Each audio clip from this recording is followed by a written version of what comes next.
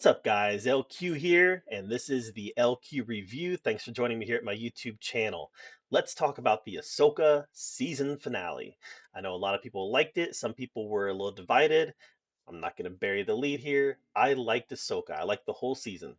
In a world of thumbs up or thumbs down, I'm going thumbs up on this show.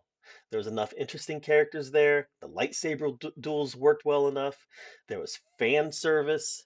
It expanded on the Star Wars lore enough that it was an enjoyable series that I liked. I did have problems. Man, it was far from perfect though, and it fell into a lot of the Disneyisms that we've come to expect from Disney. A couple of days ago, my buddy and I were talking about Ahsoka, and we predicted that Sabine would save Ezra's life dozens of times. We said dozens of times.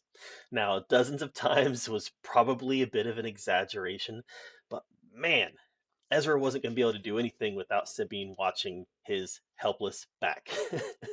The girl boss saving a stupid, helpless man was there, and again, I predicted this. It's because Disney has shown their cards. We all know how this is going to play out in a Disney show.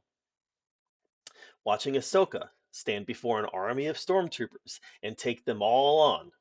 Girl boss time. I've talked about it here before. I have a daughter.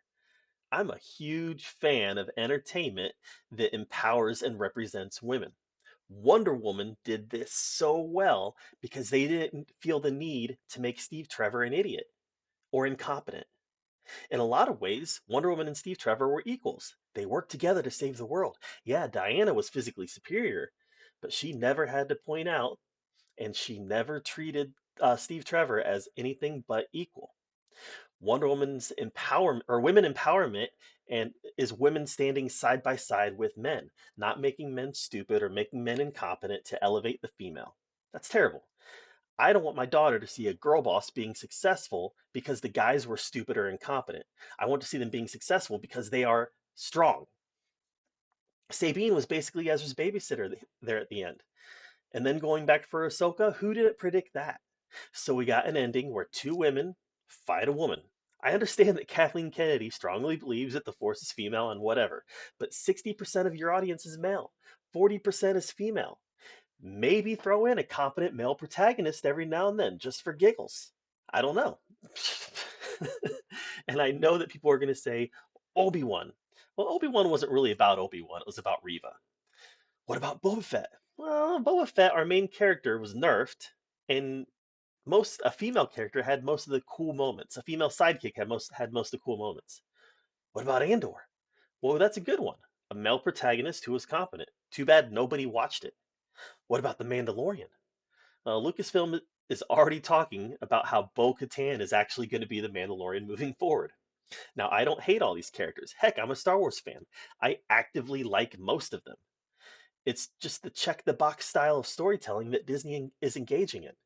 It makes me able to predict everything that's going to happen simply based on girl bossness.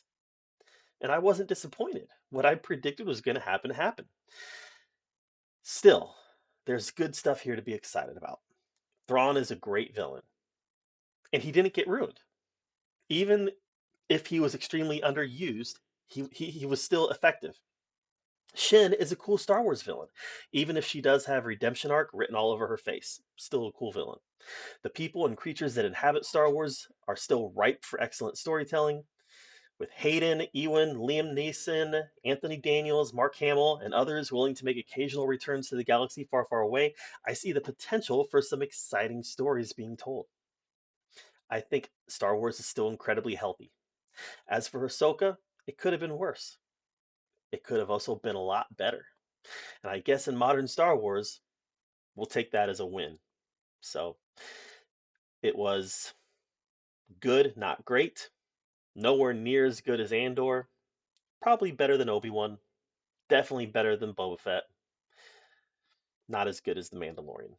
So that's my take on Ahsoka. Let me know what you thought of it in the comments below.